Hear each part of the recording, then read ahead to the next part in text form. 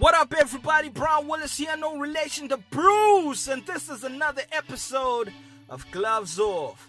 First of all, before we even go on, guys, I am so overwhelmed by the responses, guys. Thank you for the subscribers. I mean, the channel is barely a month old, and we're already over 100 subscribers.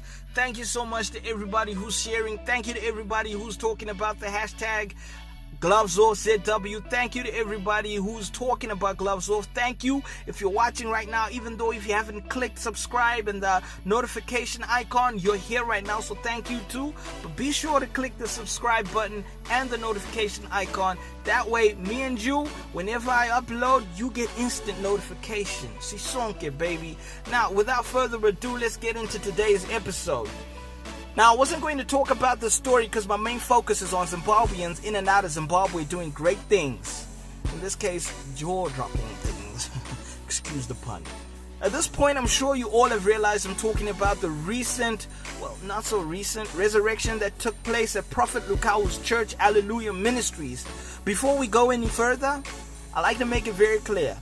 I have never subscribed to how these pastors or prophets take advantage of people in desperate situations. So I may get a tad insensitive with my comments, as they may reflect my blatant disrespect towards these, let's call them people. So if you're one of the people that see these guys as true men of God, please stop watching right now. Everything you hear from this point on is at your own risk. Y'all gone? Okay, cool. Let's proceed. So, sometime in the last week, an allegedly deceased man was brought up to Pastor Lukau's church, and the pastor opened the coffin, and in it, dressed in white, was the so-called deceased person with his mouth wide open. Now, from this moment, already questions like, who dies like that, begin to fly. Apparently, this guy does. Enter the reason why I'm talking about the story in the first place. Brighton Moyo, a Zimbabwean, who was previously known as Elliot, a timber worker in South Africa who was last seen at his workplace on the 19th of February. Hey, that's my mom's birthday, y'all. Hi, Ma! Now, his employer, Vincent Amoretti, had a chat with eNCA News. Link is in the description below. And though the guy described Moyo as a hard-working individual who was quick to grasp things, he also described him as an egomaniac who liked to dress up and hated being scolded when he did wrong. This all screamed out professional con artist to me, somehow. Maybe in the light of all this, even if he was described as a frequent churchgoer who donated to charities every week or so, I probably suspect him of child molestation. I'm sorry. I'm only human. I shouldn't judge. I know, but it's hard not to after his stupid stunt. So while the pastor is doing his thing, there are various onlookers at the scene. And the one particular onlooker stood out from the rest.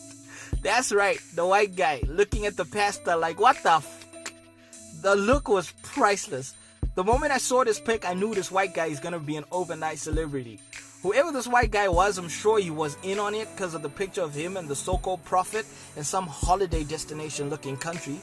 People quickly got to the conclusion that the clearly unconvinced white guy was the blogger, anthropologist, humanitarian, and tech-head Ulrich Janse van Vuuren. I hope I said that right, otherwise that accent I put on was for nothing. Ulrich quickly took to Twitter and humorously said he was innocent, but Twitter peeps were not having it. Even I was laughing, thinking that, dude, come on, come up with a better excuse. But after viewing a few of his pictures on Twitter, I came to the conclusion we might have a case of racist vision here, guys, where all of us black people think all the white guys look the same. Because if we look at the white guy in the picture versus Ulrich, they don't totally look alike. Also, Ulrich always seems to have a stubble beard, whereas that other guy's chin is smoother than a baby's bottom. Also, that other guy looks chubbier than Ulrich, so my conclusion is 70% not the same guy. Yes, 30% of me is also thinking, hey, these white guys, they look the same, yeah? So, now back to our resurrection. Our embarrassing Zimbo wakes up from the coffin, still with his mouth gaping open. This was some terrible acting, guys. I'm sure even Pastor Lukau was like, dude, take it down a notch, yeah? Dude appears dazed or whatever he thought a man come to life would look like, gets taken out of the coffin, and while he's walking towards the church, we see a glimpse of his cell phone in his jacket. Yes, people, a cell phone. Bear in mind, dude was dressed in all white in a coffin with white lining on the inside so as to make it difficult for us to see if he's breathing or not. Yeah, you see, they did put some thought in this whole illusion. They're like consulting magicians or something like that. I mean, these guys, they're as good as David Blaine or something like that, you know? They didn't stop to think a Black Sally would stick out so much. So maybe it was one of those bury me with my cell phone kind of requests. I mean, we've had people get buried in a BMW X6 in Nigeria, so why not, right? Anyway, our Oscar-deserving Zimbo is taken into the church where he's given some food. Food he scoffs down like a madman. Seriously, guys, who did this guy think he was fooling? Like, really? Anyway, our social media detectives went on to liken Moyo with the pastor's cameraman. And the cameraman had to go into hiding because everywhere he went, people would mock him or threaten him with violence. As to whether I think it's the same person, I don't have enough evidence, but using the resources I have at my disposal, I'll say it's 60% chance it's not the same person. Because I'm not convinced that's the same head. At the same time, it's possible the so-called pastor would need people he's worked closely with before. So yeah, I'm 40% convinced it's the same person. If only we could find Mr. Moyo, all these answers would be given to us, because I want to see him stand next to the cameraman. But ever since Mr. Moyo was raised from the dead, he doesn't want to associate with the living, as he is totally non-existent currently. The drama didn't end though. It didn't end there. Pastor Mbo, okay, as you all know, his name in my language is very vulgar. It means penis in Shona. And trust me, even though I can say it in English, in Shona it's a whole different ball game. You feel like taking a shower if you say the word while no one else is even in the room. Yeah, that's how bad it is. So I'll call him Pastor Dick. Yeah, Pastor Dick. Yeah, that makes it easier. So anyway, Pastor Dick starts to question Lukau's miracle. And says this while he says it was very fraudulent, and he says this in a video while driving a BMW i8, a very humble vehicle with a humble price tag of 2 million rands. He even goes to Lukau's church and starts praying and challenging Lukau to prove his miracle is legit by raising the arrested icon Nelson Mandela. All this to me was Pastor Dick being jealous that Lukau is getting attention and he also wants some. I believe that's how these guys work anyway. It's all about attention. Because Pastor Dick is the same guy that said he went to heaven. By the way, he denies that he ever went there. He says someone opened a Facebook account and claimed it was him. These are your prophets, people. These are your prophets who lie to you on a daily. Tell me, how does it make sense that a prophet calls God on a phone?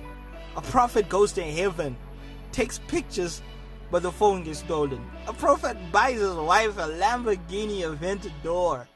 A prophet buys his daughter a 4 million rand vehicle. The one buying your daughter a vehicle doesn't seem so bad, right? I mean, okay, how about this? The daughter was 4 years old at the time.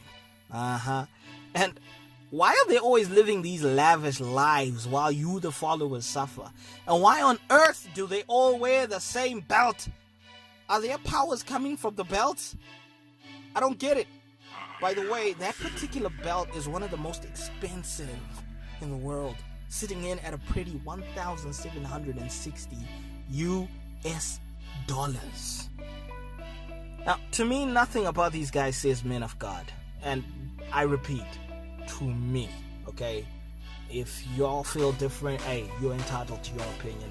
This show is almost entirely based on my opinion. So these are all con artists in my book. But why are there so many of them? And why do they seem to be more and more of them doing more and more ridiculous things? It's because there is a market of gullible people out there. So now I'm pleading with you guys. Life may be hard, but don't let these guys eat off your desperation. It's ridiculous how they manipulate the poor and the hungry. Something needs to be done about these so-called prophets. Okay, that last statement kind of feels rather silly since I told everyone who believes in them to stop listening. Basically, I'm saying if you're open to a discussion, then we can talk. Because I'm not out here trying to offend someone. But because I'm actually, personally speaking, I'm actually very offended by how these guys do their thing. So, yeah. I guess tit for tat. Anyway, so this story took way too much of my time. I'll quickly touch on the numbers and say that I am very, very surprised Winky D did not make the list on any of the categories. This is really, really surprising. Especially after that whole Star FM Awards mix-up, Shame. Look, this doesn't go to discredit everybody who was nominated. Special shout out to Plot Mhakos.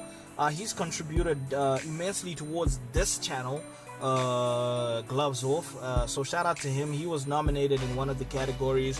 I think it's Best Journalist's Print for the Herald or something like that.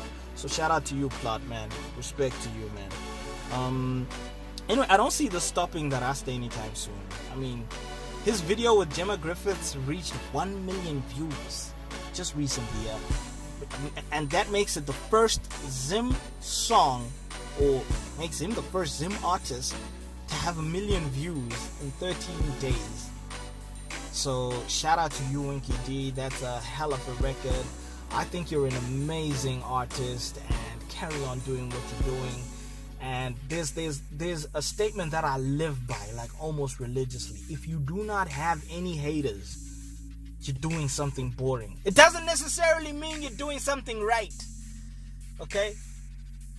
If you have haters, it doesn't necessarily mean you're doing something right. But it just means you're doing something exciting, okay? Just to counter all you guys out there saying, oh, what about the pastors that you're hating on? Yeah, I'm hating on those pastors, okay?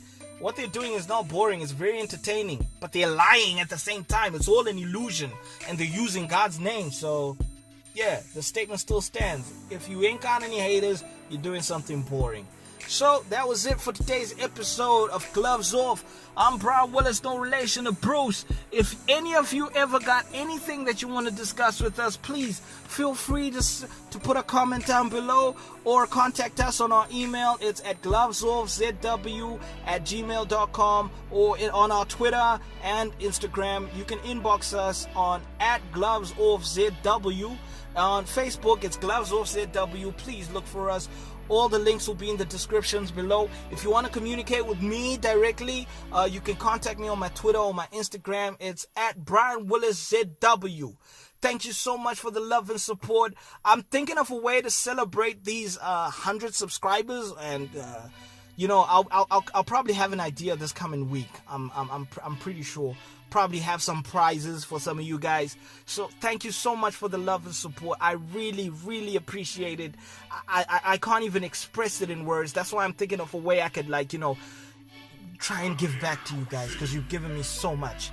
It gives me so much hope to give you more, better, and more researched shows, because some of these ones, I do everything on my own. Anyway, this was Gloves Off. No, I'm Brian Willis. No relation to Bruce.